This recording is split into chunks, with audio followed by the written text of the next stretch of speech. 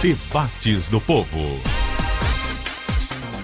Olá, muito bom dia Fortaleza, muito bom dia a toda a região do Cariri, bom dia a todos os cearenses pelo mundo. Hoje é quinta-feira, 24 de outubro, e está no ar mais um Debates do Povo, pela Rádio Povo CBN, em Fortaleza, nas frequências 95.5 FM e AM 1010, e na CBN Cariri, pela FM 93.5. Nas últimas semanas, aumentaram as tensões na América Latina, principalmente no Chile e na Bolívia. O Chile vive uma onda de protestos desde o anúncio de reajuste na tarifa do metrô. Os confrontos entre manifestantes e policiais se intensificaram tanto que mais de 15 pessoas já morreram e pelo menos 2.600 foram detidas. O governo voltou atrás no reajuste, mas os protestos continuam. O presidente Sebastián Piñera decretou estado de emergência e toque de recolher na tentativa de acalmar a população. Os problemas no Chile vão além do preço do metrô. Desigualdade socioeconômica e baixa qualidade dos serviços públicos contribuem para o clima de revolta. Na Bolívia, país governado pelo Partido Socialista há 13 anos, manifestantes promovem uma greve geral em defesa da democracia. Com o país dividido, parte da população apoia a eleição do atual presidente Evo Morales, que vai já para o 4º mandato. Outra parte dos eleitores acreditam em fraude. Caso Morales seja realmente eleito, se não houver segundo turno, ele fica no poder até 2025. Lembrando que ele está no poder desde 2006. Também foram registradas ao longo do ano crises no Equador, Peru, Argentina e Venezuela. Jair Bolsonaro demonstrou preocupação com a possibilidade de essa onda de manifestações chegar ao Brasil. E você, ouvinte do Debates do Povo, acha que essas manifestações da América do Sul são justas e podem chegar ao Brasil?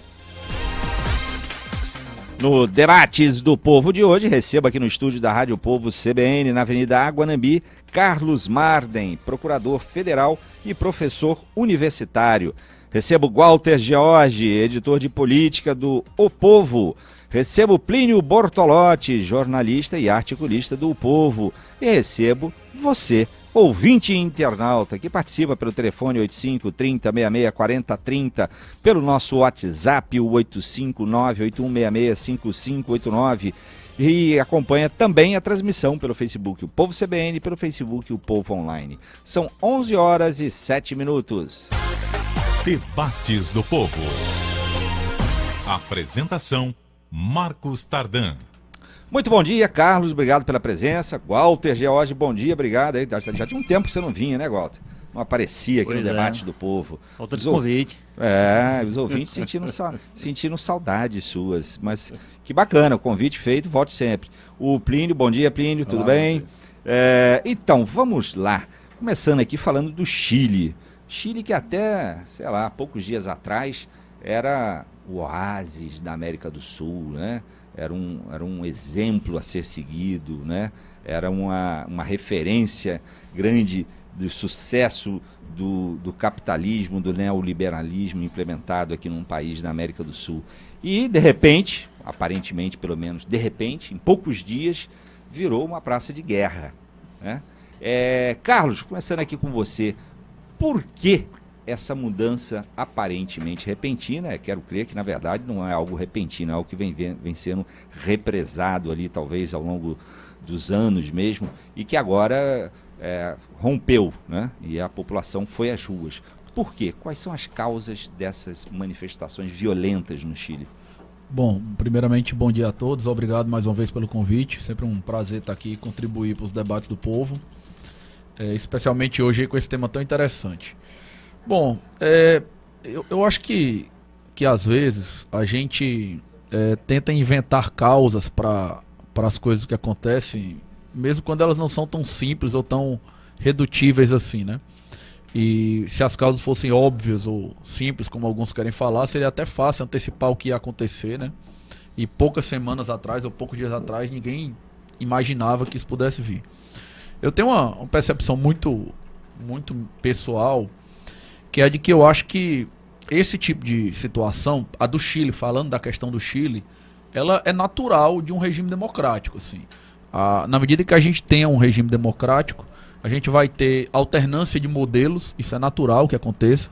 Aqui no Brasil a gente acabou de ter uma alternância de modelo, e essa alternância, muitas vezes, ela vem acompanhada de manifestações que demonstram violentas assim, o esgotamento do modelo.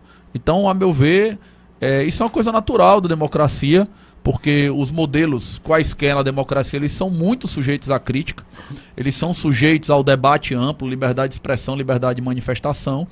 Então você coloca a democracia sempre no limite. Na medida em que qualquer modelo se esgota um pouco, você vai ter esse problema aí. Então, assim, eu costumo dizer para meus alunos, né, lá na faculdade, que toda geração tem direito à sua própria revolução, né? Que no Brasil a gente teve as diretas já, depois em 92 teve Caras Pintadas, 2013 estava outra geração na rua.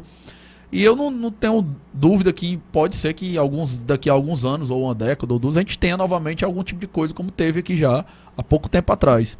Então eu acho que é mais ou menos a mesma coisa, assim. O Chile teve uma grande mudança de perspectiva quando ele adotou medidas de linha mais liberal econômicas nos anos 80, portanto já é um modelo que vem seguindo há algum tempo.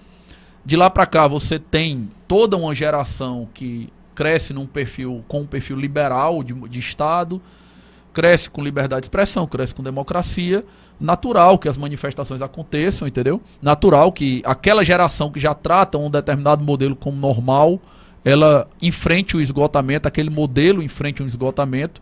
Então, assim, embora o ideal seja que as manifestações que aconteçam nunca descambem em violência, mas o fato de haver manifestação contra o sistema, assim, eu pessoalmente percebo como sendo normal. Bom, você está falando normal, mas vamos lembrar, Carlos, não me parece muito normal, mas enfim, 15 mortos e pelo menos 2.600 presos, né? 18 mortos, foi atualizado hoje. Como eu falei aqui, mortos, né? O descambamento para a violência não é normal, né?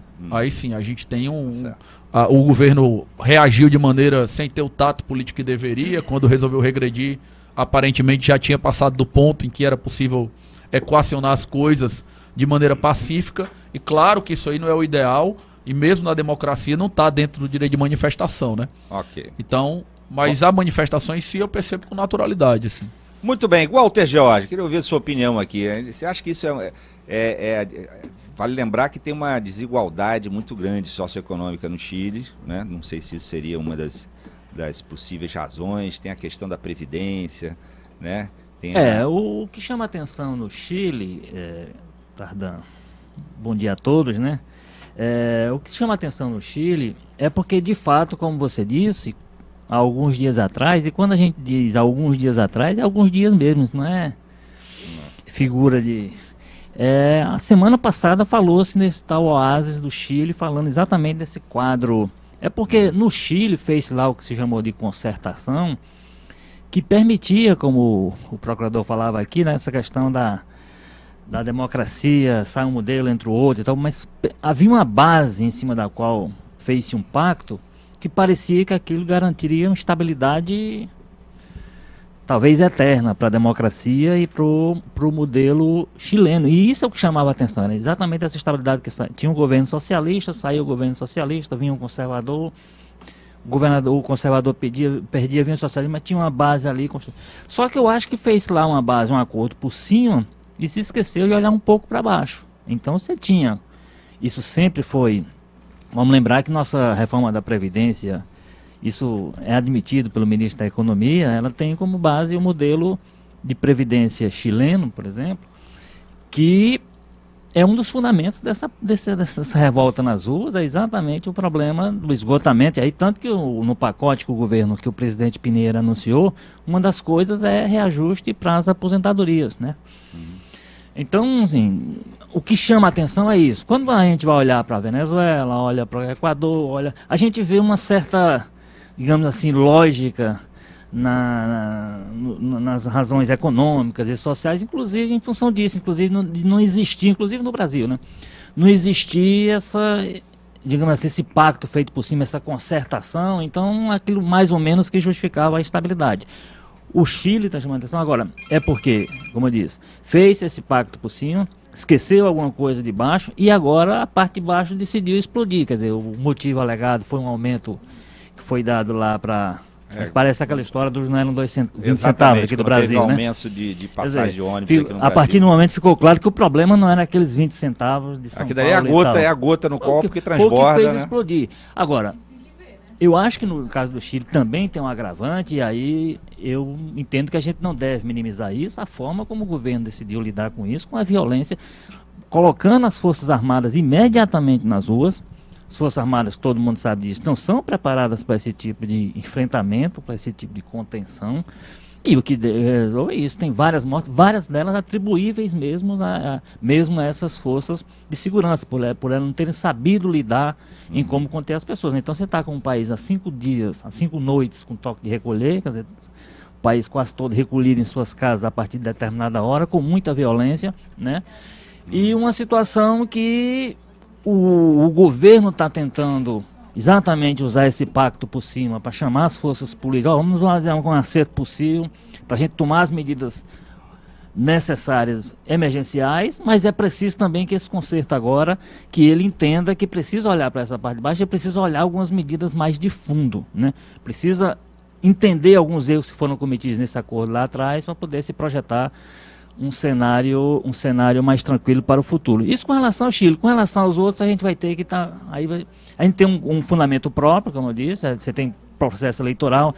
Você tem, por exemplo, na Bolívia, o que detona isso é o processo eleitoral, né? E na Argentina... Pois é, e na Argentina, surpreendentemente, o que contém mais ou menos qualquer coisa parecida é exatamente o processo eleitoral e a expectativa que ele cria. Muito bem, quero ouvir o Plínio, mas antes deixa eu só dar aqui dar voz também a alguns ouvintes. O Ronaldo do Henrique Jorge diz: o aposentado do Chile recebe em média 60% do salário e a saúde e a educação são privados. O Max Costa diz: a revolta das manifestações chilenas é por conta do foro. Acho que ele está falando do foro de São Paulo. A esquerda extrema resolveu acabar com o país. É a opinião do nosso ouvinte, Max Costa. E o pessoal que está tocando fogo no tribunal lá da Bolívia com gente dentro, né? No foro de São Paulo também. A Marineide Fernandes diz: a nação está cansada de ser escravizada. Depois será o Brasil. Vamos falar ainda sobre essa questão do Brasil. Mas primeiro quero ouvir a opinião do Plínio sobre o Chile e as causas dessa manifestação. Veja só, Tardan, primeiro, viu, Carlos, que essas manifestações não eram, como você diz assim, não eram esperadas.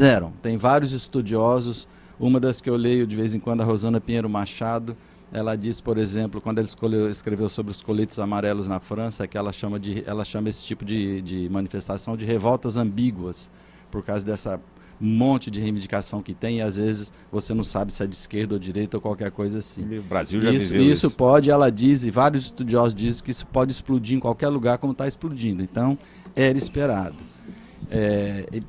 Eu escrevi 3 artigos agora recentemente sobre o tema. Um que eu escrevi, que está hoje no jornal, né, no jornal impresso, hoje o Brasil está na fila. Impresso e no online também. Online. O Brasil está na fila, né? Mas escrevi especificamente por impresso, depois vai para online. Escrevi recentemente, também no meu blog, essa está no meu blog, A Economia Vai Bem, mas o Povo Vai Mal, sobre o Chile, né?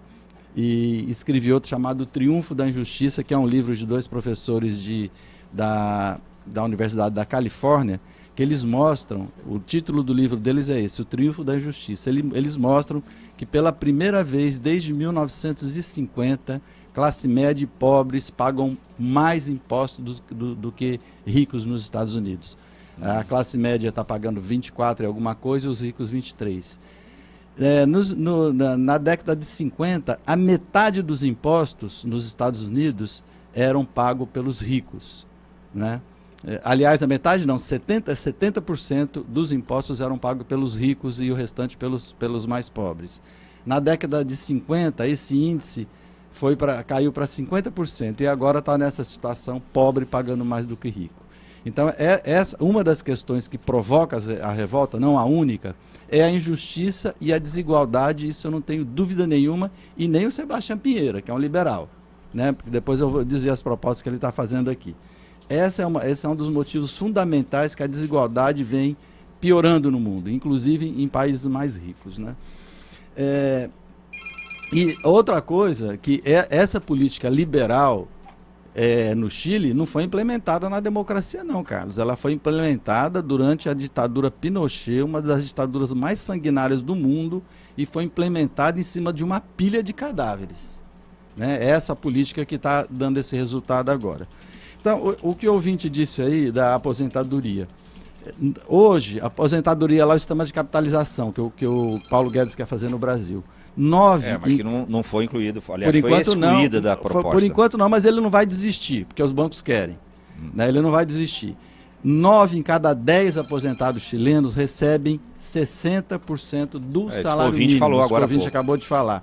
O ensino público, inclusive o ensino público lá é pago. O estudante sai da universidade com uma dívida para o resto da vida.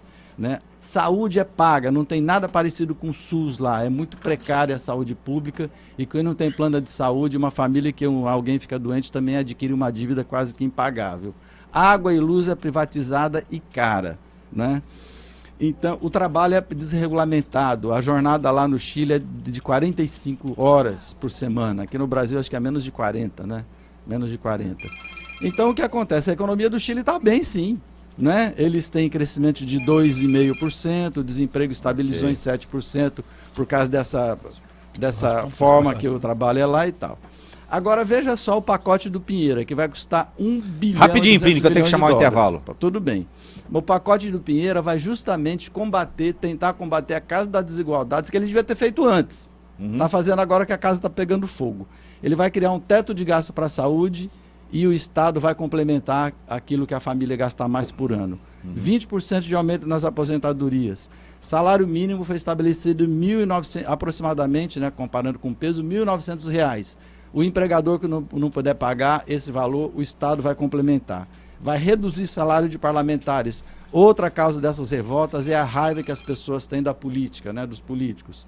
E vai taxar em 40%. Também, Oi? E o salário dos ministros também está no salário. Vai reduzir salário de ministro e vai taxar em 40% salários acima de $11 mil por mês. Isso aqui vai na direção da redução da desigualdade.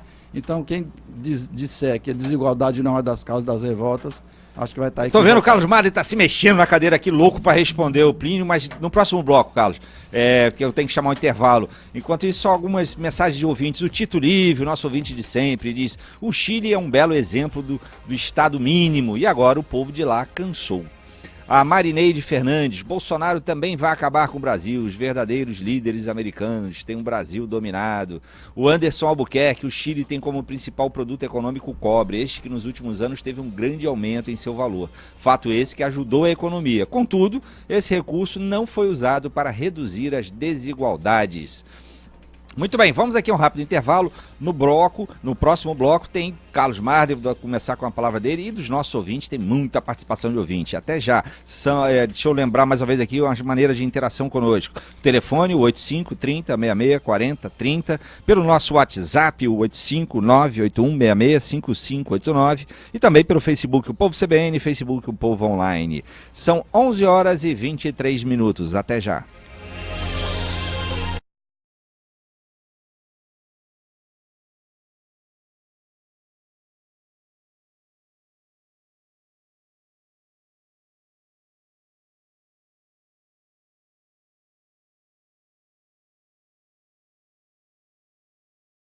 Estamos hoje com as participações de Carlos Marden, de Walter George, de Plínio Bortolotti e dos nossos ouvintes que entram em contato conosco pelo telefone, o 85-30-66-40-30, pelo nosso WhatsApp, o 859-8166-5589, pelo Facebook, o Povo CBN, ou pelo Facebook, o Povo Online. Temos aqui, deixa eu ler algumas participações. O Júnior Moraes diz: o ruim é que não percebemos quando vamos ao Chile, não conhecemos o lado pobre, não vamos à periferia, diz ele. O Rafael do Dias Macedo diz: esse mesmo modelo de previdência que ocorre no Chile é que vai gerar emprego e crescimento para o Brasil de Paulo Guedes? Pergunta. O destroço vai ser grande para o país, espere e verá. A Paty Rabelo diz: o que está acontecendo mostra que só luta muda a vida. Aí o Manuels Gomes, ele dá aqui uma mensagem, de seguida eu vou passar a palavra para o Carlos Marden. O Manuel Gomes diz: imagine o PT e PSOL fazendo arruaça no Brasil e dizendo que eles representam o brasileiro. O que está acontecendo no Chile é um bando de black blocs fazendo arruaça ideológica. O liberalismo falhou no Chile? Pergunta o ouvinte. Crescimento no PIB no Chile em 2018, 4%. Crescimento do PIB Brasil em 2018, 1,1%. PIB per capita do Chile, 15,9%. PIB per capita do Brasil, 8,9%. Índice de Gini no Chile. Gini, vale lembrar que é um indicador que mede a desigualdade. Quanto menor, melhor. Não é isso? Aí ele diz, o índice de Gini no Chile, 46,6%. No Brasil, 53,3%. E ele conclui, o liberalismo podia falhar aqui no Brasil também, diz o nosso ouvinte. Carlos Matos Carlos Marden, é com você. Beleza. Fazer duas considerações preliminares aqui que passaram batida, né? Primeiro, eu não falei que as medidas liberais começaram na democracia, não. Eu falei que as revoltas, as manifestações são naturais. Eu disse aqui que as medidas liberais começaram a ser adotadas nos anos 80, portanto, ainda durante o governo Pinochet, que era uma ditadura, isso é indiscutível. Então, não foi isso que eu falei. O que eu falei foi que, vez que eles estão há 30 anos na democracia, é natural que o governo esteja exposto a críticas o tempo todo.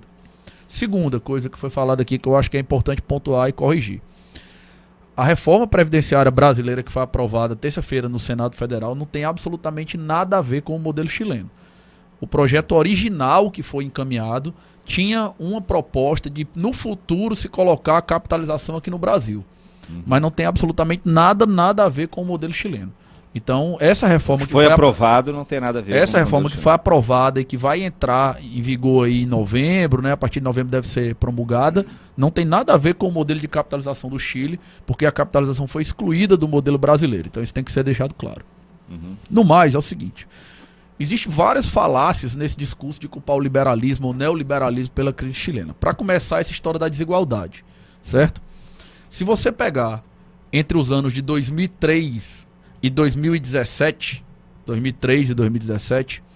que o Brasil foi um modelo de um governo, né, supostamente voltado para a sociedade, e isso é o discurso comum, né? A desigualdade caiu no Brasil? Caiu. Mas no mesmo país ela caiu mais no Chile. E foi muito mais, não foi pouco mais não. A desigualdade entre 2003 e 2017, pelo índice Gini, que é o índice aceito internacionalmente, ela caiu muito mais no Chile do que caiu no Brasil entre 2003 e 2013, ou em 2017. Ou seja, na época que o Brasil teve supostamente o grande governo que voltou aos olhos para o povo, ele não foi capaz de diminuir a desigualdade tanto quanto houve queda no Chile, onde supostamente o malvado neoliberalismo estava lá reinando. E isso é um índice oficial, que é um índice Gini. De 2003, foi exatamente quando o Lula entrou, até 2017. Segunda coisa, essa história de que o modelo neoliberal deixa as pessoas para trás, ou que ela não garante os direitos fundamentais, ou não pensa para os pobres, cara, isso não tem nenhuma sustentação factual, entendeu? Todos os números do Chile são melhores do que o do Brasil. Todos. A renda per capita deles é mais alta. Ah, mas o direito fundamental é a educação. Os caras são bem melhores que o Brasil no PISA, que é o exame internacional. Os caras estão lá na frente, o Brasil está lá atrás. O IDH do Chile é o 42º do mundo. Mas se lá no Chile, com toda essa vontade, está tendo essa manifestação toda... O do Brasil... O IDH é o Índice de Desenvolvimento Humano. Qual é a colocação do Chile? 42. Do Brasil, 75. Certo? Saneamento básico.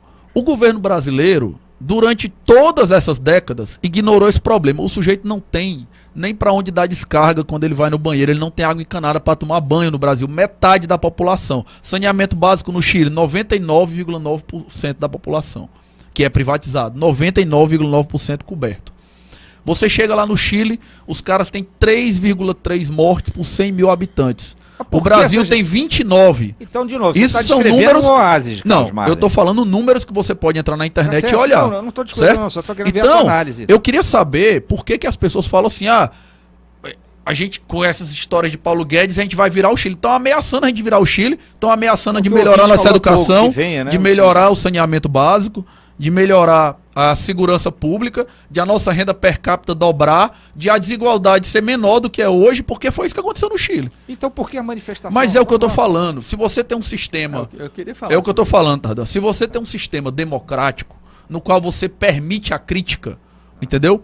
Você vai acumular fraturas no sistema aos poucos. Todo modelo vai chegar a um esgotamento. Qualquer modelo. É porque na América Latina, onde nós temos democracias recentes, e a do Chile é até mais recente que a nossa, as manifestações ou as formas de tentar impor uma mudança acabam descambando em violência. Mas eu vou te dar um exemplo. O que é que acontece nos Estados Unidos? Vamos Os lá, caras que o Pini quer conseguem falar. passar 50 anos elegendo um republicano? Não. Consegue passar 50 anos elegendo democrata? Não, porque os modelos se esgotam. Na medida que os modelos se esgotam, as pessoas buscam mudança. Agora, é diferente buscar mudança numa democracia muito madura, como são os Estados Unidos ou a Inglaterra, ou na América Latina, onde a gente tem uma geração, uma democracia que tem 30 anos. No Chile não chega nem a ter 30 anos. E mesmo assim, você vê que, por exemplo, a França, vez por outra, passa por manifestações que acabam descambando em violência. Então eu não estou dizendo que a violência é bem-vinda. O que eu estou dizendo é que se você tem um sistema democrático, toda geração que vai crescer com um sistema acomodado, mesmo que seja um sistema bom, ela vai tender a buscar manifestações em algum momento, porque você acumula críticas que a democracia permite. Ou a não ser que a gente vai dizer, a França é um país péssimo, porque teve manifestação lá. Uai, claro que não. Então agora pegar os números e manipular para dizer que o neoliberalismo fez mal ao Chile, quando todos os indicadores do Chile são melhores do que o Brasil. Qualquer coisa que você quiser usar. Educação, a melhor universidade da América Latina é do Chile. Vamos lá, vai lá, Plínio. Eu acho que você tem que dizer isso por Sebastião Pinheira, porque parece que ele concorda que o problema lá é o crescimento desigual. E outra coisa é o seguinte, o crescimento, a melhoria de vida leva às novas reivindicações, sem dúvida nenhuma. Agora, que o crescimento se dá de forma absolutamente desigual, se dá, eu acabei de dizer agora. Em 1950, nos Estados Unidos, 50% dos impostos eram pagos pelos ricos. E foi o período de maior crescimento americano, foi o pós-guerra. Então como foi que a desigualdade no Chile caiu mais do que no Brasil? Deixa eu concluir, eu ouvi você, Carlos Marta. Então, foi o período de maior crescimento nos Estados Unidos, foi no pós-guerra, quando os mais ricos pagavam 70% dos impostos. Na década de 70, pagavam 50%. Se você pega o Brasil, e ele tem razão nessas críticas que faz ao PT, que eu também faço, que eu faço e escrevo, né, na verdade o PT não conseguiu dar uma batalha maior para a redução da desigualdade e fez programas importantes como o Bolsa Família, mas estruturalmente deixou muito pouca coisa para reduzir a desigualdade. Mas você pega no Brasil, vê se é possível um país continuar assim. 1% do mais, e PNAD e IBGE, 1% dos mais ricos no Brasil tem uma média salarial de R$28 mil, quase 28 mil. Os 50% mais pobres têm uma renda de R$820, em média, óbvio, né? Você pega a renda do 1% mais rico, é 34 vezes maior do que 50%, do que os outros 50% da população. Vamos lá, que o Walter também está se balançando ali de vontade de falar. É insustentável, é tão insustentável que você pega, por exemplo, bilionários americanos pedindo para pagar mais imposto, porque eles sabem que essa desigualdade compromete e pode levar à derrocada do próprio sistema capitalista. Eles são mais inteligentes do que muita gente. Os nomes mais conhecidos que pede para pagar mais imposto é o Warren Buffett. Ele diz, não é possível um sistema que minha secretária paga mais imposto do que eu, que ele é um bilionário, né? O Mark Zuckerberg, que é, para dizer um nome mais, ele lidera ou participa também de uma corrente de bilionários que estão pedindo uma renda mínima universal, porque eles estão vendo que esse negócio está indo para um abismo, e eles vão junto, e eles não querem ir junto. Não é porque eles são beneméritos, é porque eles têm uma visão talvez um pouco melhor do que muito liberal. Walter Jorge. Bom, eu não brigo contra números, né? Eu acho que os números, eles dizem, muito bem, né? Algo objetivo que você tem que considerar. Agora, objetivamente, o que a gente tem hoje no Chile é uma parcela, como o Plínio disse. Primeiro, você teve uma reação da classe política que foi, a partir do presidente, que foi no sentido de entender que aquela gritaria das pessoas na rua tinha a ver, de fato, com uma situação que tinha que ser consertada, tinha que ser resolvida. Anunciou-se no calor da confusão um pacote emergencial e o presidente está chamando as forças de oposição, alguns até nem têm ido, pelo menos 2 partidos de oposição não foram para os as reuniões que o presidente convocou para poder discutir a situação e ver quais as saídas que se podem encaminhar, mas a partir de um certo consenso de que, de fato, aí reforçando o que o Plínio disse, que há um quadro de desigualdade que precisa ser atacado. Um quadro de desigualdade que é grave, que atinge a população. E aí, quando você vê todo um sistema, e aí a gente compara com a situação brasileira, por exemplo, com relação à questão da saúde. Bom, se lá não tem nada sequer parecido com o SUS e não tem, como é que... Evidentemente que numa situação dessa, a população mais pobre, a parte de baixo da população, está desassistida. E a sim. classe média também. Se Tá endivida desassistida. barbaramente para pagar a saúde. E aí, então você tem uma situação criada, que é uma situação que aí discuta-se modelo liberal, neoliberal, socialista, o que for. Agora, você teve um período, e aí eu vou concordar um pouco com o que o Carlos diz na certa linha, que é o seguinte, você teve, inclusive, nesse período, governos socialistas, que esse modelo, a partir de um pacto que eles fizeram, não foi atacado. Ou enfim, posso até estar dizendo alguma bobagem, um governo desse da socialista tentou mudar e não conseguiu e tal, mas o certo é que o modelo foi mantido em governos socialistas. E acho que faltou ao país essa discussão no momento certo, e aí está tendo que fazer essa discussão agora. Confiou nesses números que foram passados por aqui, que foram reais, que apontavam a situação, que por trás dela tinha uma população se endividando, uma população sofrendo, uma população desassistida, né? Que agora vão ter que atacar esse problema numa situação, do ponto de vista do governo, pior, porque ele vai ter que dar respostas, algumas rápidas, algumas que ele inclusive já tentou dar, né? Mas ele vai ter que apontar também na perspectiva de futuro uma mudanças estruturais profundas nesse modelo, que era um oásis até outro dia e virou esse terremoto que nós temos hoje.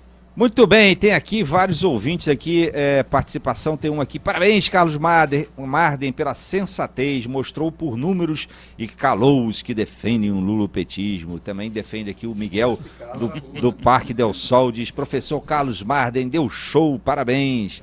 O Vitor diz, vejo como importante a participação de alguém parcial como Plínio, contribui para a dialética do debate, mas a credibilidade do programa perde muito com o fato dele ser funcionário do povo. Aí, a opinião do Vitor, mas temos aqui, estimulamos sempre, Vitor, aqui a visões antagônicas sobre determinado tema, tá? Uma posição bem democrática. O Vander do Pirambu, parecem ações dos black blocs, assassinos de jornalistas. O Mauro da Praia de Iracema, todas as formas de ideologia produziram historicamente pobreza e desigualdade. Não existe lado bonzinho nesse mundo geopolítico. Uma prova disso é que os fenômenos sociais são cíclicos. Muito bem, vamos aqui a mais um rápido intervalo. Na volta eu quero falar também, vocês já mencionaram um pouco, mas queria falar um pouco mais sobre Bolívia, né? É diferente os casos o caso da Bolívia me parece bem diferente do caso chileno. E sobre essa declaração, né, o presidente Bolsonaro manifestou aí preocupação de que essa onda de manifestações possa chegar aqui ao Brasil. Mas é daqui a pouquinho, é no próximo bloco. Até já! São 11 horas e 40 minutos. Debates do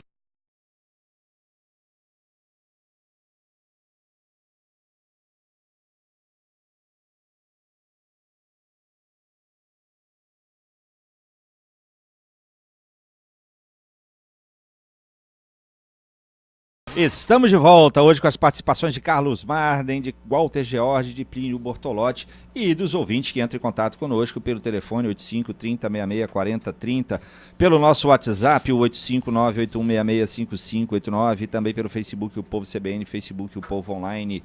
O Alexandre diz, parabéns, Plínio, por sempre manter uma posição clara em frente ao que vemos na sociedade. Você enxerga o que está na rua e não em frases soltas ou repetitivas. Parabéns. O Jorgelito Damas, acho que é do bairro Damas, deve ser. Ele diz, esse liberal é bem bolsonariano. Eu quero crer que está se referindo a você, Carlos Marden. Por suposição, acho que não deve ser. É bem bolsonariano. Comparar Chile com o Brasil não dá. Chile tem a economia baseada em cobre, diz o Jorgelito.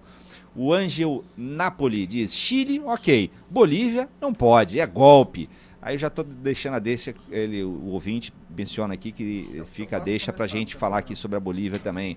O Adriano, do Parque Albano: não tem nem perigo do Brasil fazer manifestação, pois o povo brasileiro sofre calado com essa desigualdade social na saúde e na segurança.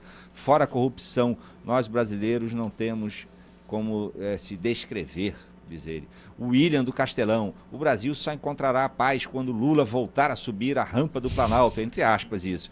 Segundo ele, é uma frase do Fernando Haddad, que desde outubro de 2018 é um desocupado, afirmando que o Brasil nunca terá paz. Palavras do William, do Castelão. Com essas palavras dos nossos ouvintes, eu queria perguntar aqui para o Carlos, começando pelo Carlos Marden, essa questão da Bolívia, né, que também um ouvinte mencionou, as diferenças do caso das manifestações no Chile para o caso da Bolívia, e se há alguma preocupação de que o Brasil, essas manifestações cheguem também ao Brasil. Carlos Marden. Bom, vamos por partes aqui. Eu queria oferecer primeiro apresentar uma informação complementar que eu pulei aqui, que eu acho que é muito relevante, né? Quando o Chile adotou esse modelo mais liberal dele, ainda durante a ditadura do Pinochet, o Chile era um dos países bem pobres da América Latina, né? Eu fiz até uma pesquisa a respeito disso. O Chile, em 1980, ele tinha 40% das pessoas consideradas pobres pelo Banco Mundial. Independente desse número ser plenamente exato, né? Não sei exatamente a confiabilidade do número tanto tempo atrás, mas hoje em dia considera-se que só existe 10% de pessoas pobres no Chile. Ou seja, o Chile ele tem o menor número de pessoas na pobreza de toda a América Latina. Atualmente, em toda a América Latina, o Chile é o país que tem menos gente na pobreza. Então, dizer que o modelo desse deu errado é muito complicado. Eu atribuo isso aí, como eu falei, a um ciclo natural de esgotamento do sistema que acumula rachaduras e, naturalmente, em um momento, aquele ciclo vai ser questionado se você estiver vivendo um sistema democrático onde isso é permitido. A crise na Bolívia é muito diferente, porque ela trata de uma situação que é tipicamente política mesmo, né? Sem prejuízo de a Bolívia ser um país pobre ou subdesenvolvido, e aí realmente é uma coisa histórica deles que eles nunca conseguiram superar. A crise atual tem a ver com eleições, né? O Evo Morales, ele caminha para um modelo muito parecido do que fez o Chaves, né? Quarto mandato é que muita coisa, exatamente, né? de tentar ir para o quarto mandato. Ele está tentando. Ele está tentando, já 3 mandatos já. E são mandatos, assim, bem complicados, porque você tem plebiscito, que ele perde e atropela, você tem reeleições e mandatos contra a definição expressa da Constituição. Você tem uma eleição que ele para a contagem dos votos no meio e depois volta de novo. Então, o que está acontecendo é que ele está querendo se perpetuar no poder, entendeu? E naturalmente há uma revolta contra isso. Então, esse é o tipo de coisa que aí já não é natural da democracia, não mostra um esgotamento de um modelo. É exatamente um atentado ao sistema democrático, porque qualquer democracia funcional, ela depende basicamente de 2 coisas. De você ter eleições livres e que nessas eleições livres, partidos que pensam diferente possam efetivamente disputar a eleição com chance de assumir o poder. Como a gente tem no Brasil aqui há algumas décadas já, entendeu?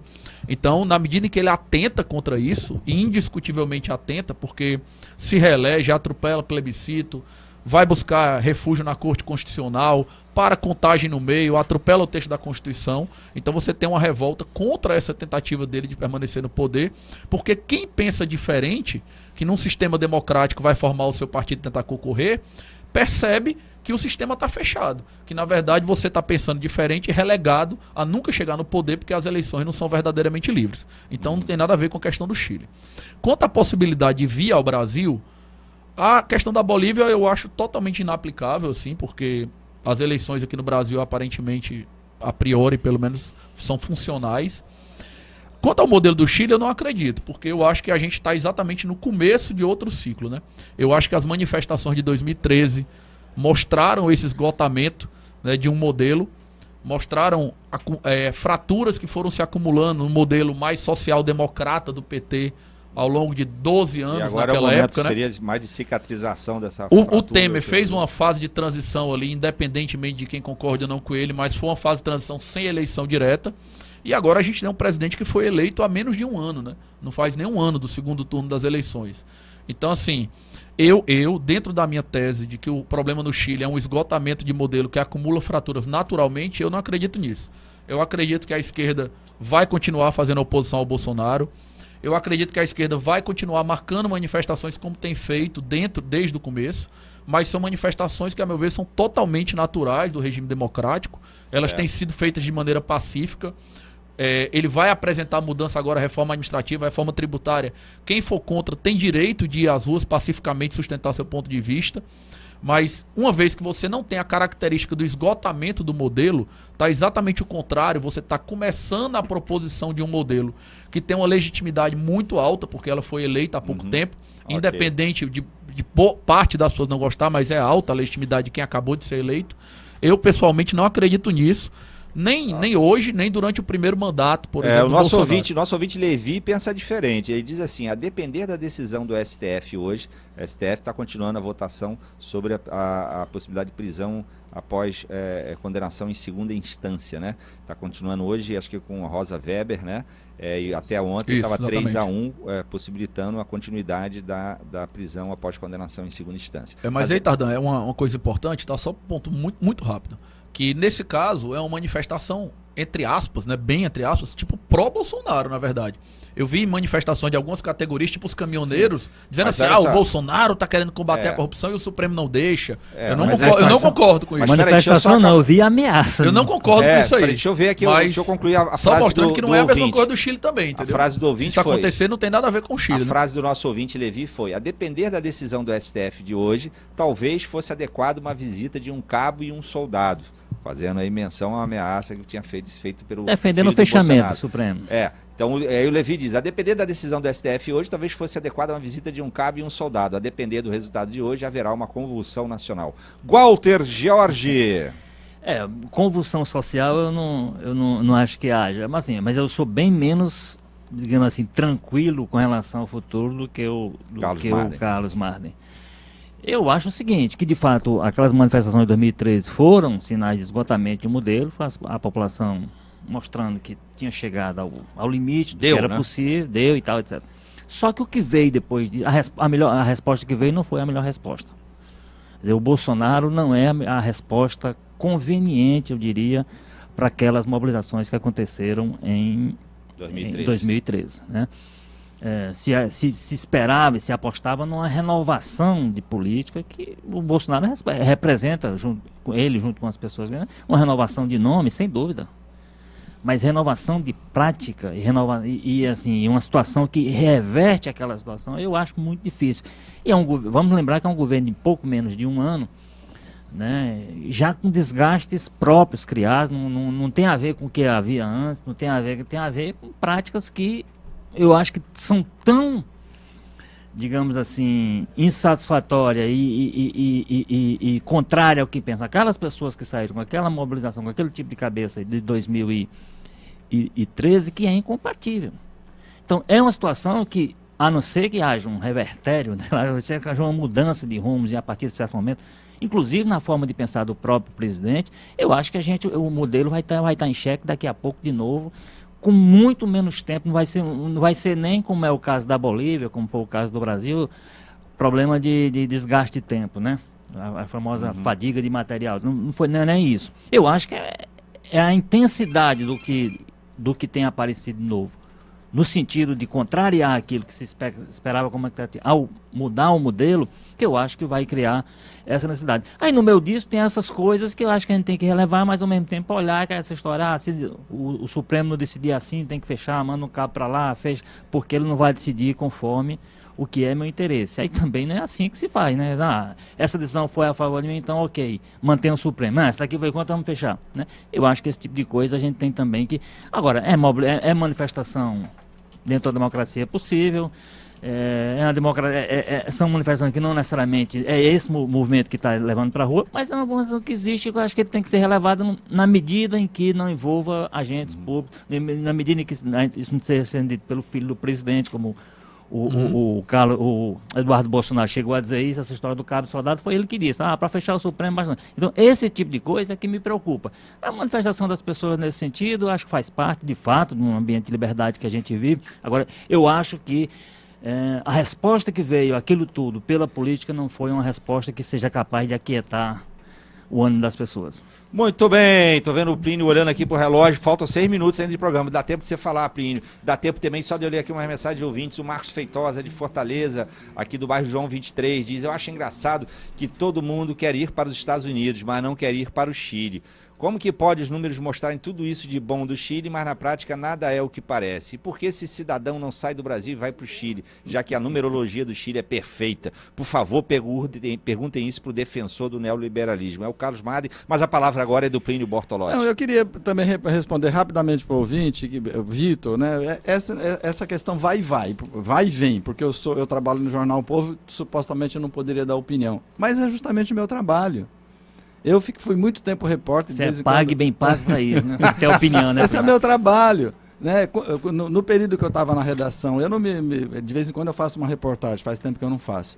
Mas se tem um orgulho que eu tenho como jornalista é que nunca, mas nunca mesmo, ninguém se queixou de uma matéria que eu escrevi como jornalista, que eu distorci, que eu não cobri de forma adequada, Nunca que eu não vi processado, fulano, assim, nunca fui processado e nunca recebi queixa. Não, e ser processado Agora, não é problema. E processado não é problema. Tem vários jornalistas que são processados injustamente, muitos. Aliás, eu acho que tem muito processo. Mas legal, eu fiz uma gracinha então, aqui, mas é muito importante você dar esclarecimento mesmo. Agora, eu estou aqui fazendo isso. Eu não posso chegar aqui e ser imparcial. Primeiro, porque isso não existe. E segundo, porque o meu trabalho é esse, é debate. O programa chama Debates do Povo. Exatamente.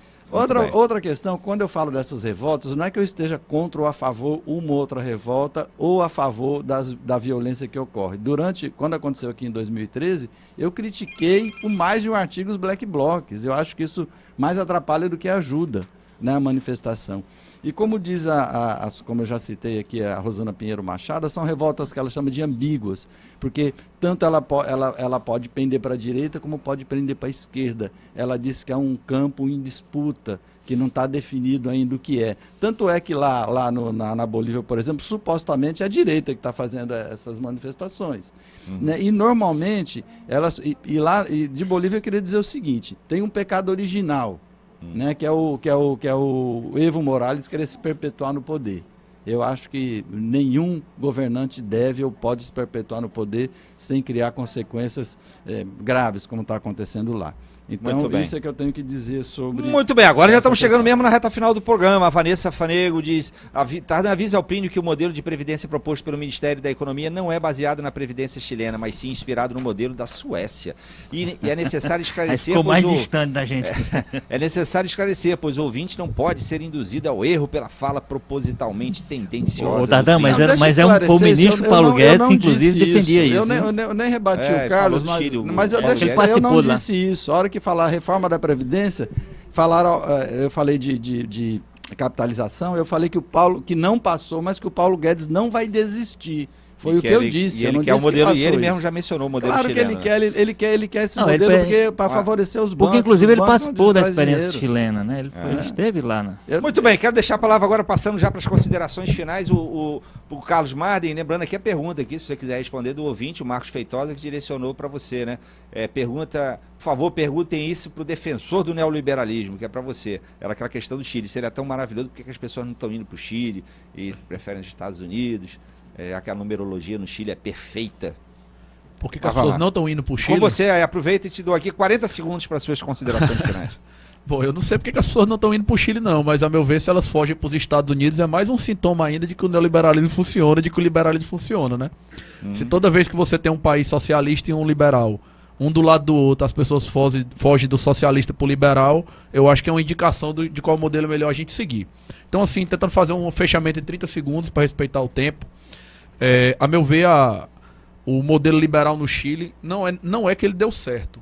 Cara, ele deu muito, muito certo. O Brasil teria muita sorte se a gente aplicasse aqui essas coisas e a gente virasse o Chile. Virar o Chile em 10, 20 ou 30 anos para o Brasil é um sonho. Então, os revoltos não tem nada a ver com o modelo liberal ter dado errado. Tem a ver com o esgotamento de um modelo e com manifestações que são naturais numa democracia. O problema da Bolívia tem a ver com a tentativa de perpetuação do poder do Evo Morales. É uma coisa nada a ver com o Chile, mas sim com um atentado realmente à democracia. E, a meu ver, a chance disso chegar no Brasil num futuro próximo, esse ano, no próximo ano, para mim é absolutamente zero. Eu diria que mesmo dentro do primeiro governo Bolsonaro é uma chance muito pequena, porque a gente está num ciclo que está começando. Ele vai acumular problemas, ele vai acumular críticas, isso é natural do democracia, mas para chegar na proporção do Chile, não está perto para mim. Muito bem, vamos lá passar a palavra agora para o Walter George. 30 segundos, Walter. Bom, eu sou menos treinado para falar em 30 segundos. Né? Fala em 20, então. Então você corte. Não, é o seguinte, bom, vamos acompanhar todo esse cenário. É um cenário difícil na América Latina, que a gente achava que era um continente que tinha chegado à sua estabilidade, né? Há alguns anos tinha essa situação. Você tinha concentrado ali na Venezuela há alguns anos, aqueles conflitos todos, mas o resto parecia uma situação resolvida, e agora veio tudo quase que de uma vez. Estão o Brasil e mais alguns, os dois países sendo... Agora, é importante, para essa questão de números, só para encerrar, é importante dizer o seguinte, que por mais que tenha um esgotamento de modelo, que tenha os erros da Evo Morales e tudo, o governo dele é exitoso, né? A Bolívia cresceu nos últimos anos, eu não saberia dizer os números, mas cresceu entre os maiores crescimentos da América Latina, da América do Sul, nos últimos anos, foi nos períodos Evo Morales. Ok, muito obrigado. Plínio, não vai dar para te dar a palavra, mas o José Walter do bairro França diz: parabéns, Plínio, estamos contigo, excelente jornalista. O Júlio Calaça diz que o Carlos fala como se o Brasil tivesse sido algum dia socialista. O Brasil sempre foi capitalista, até no governo PT. O Jorge Bastos de Calcaia diz: pobreza e riqueza são uma coisa, corrupção é outra. O Brasil é um país muito rico. Tá aí, com essas palavras termina o programa de hoje. Muito obrigado, Carlos Madi, obrigado, Plínio Bortolotti, obrigado, Walter Geotti, muito obrigado a todos os ouvintes que nos acompanharam. No programa de hoje tivemos trabalhos técnicos de Kiko Gomes, produção de Yuri Costa, assistente de estúdio Nala Jasmine, editor-chefe Ítalo Coriolano, diretor executivo Eric Guimarães, direção-geral de jornalismo Arlen Medina Neri. Apresentação Marcos Tardan. Na sequência no AM 1010 você fica com o Trem Bala, não para. E no FM para Fortaleza e o Cariri, você fica com o repórter CBN, em seguida CBN Brasil. Amanhã eu não estou aqui, mas temos aí, Debate do Povo. Volto segunda. Valeu, até lá.